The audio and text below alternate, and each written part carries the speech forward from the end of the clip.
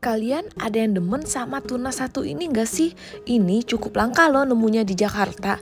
Coba tebak apa nih namanya? Biasanya dimasak sama udang kayak gini aja udah enak banget loh.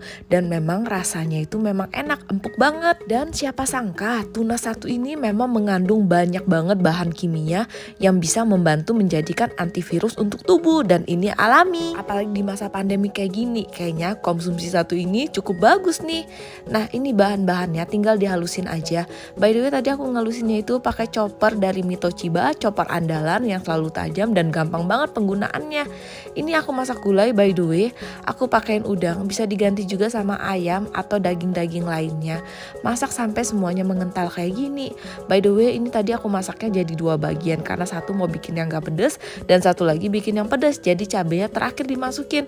Ini enak banget, kelihatan gak sih warnanya itu menggairahkan banget. Sedap pol. Buat kalian yang penasaran langsung cobain.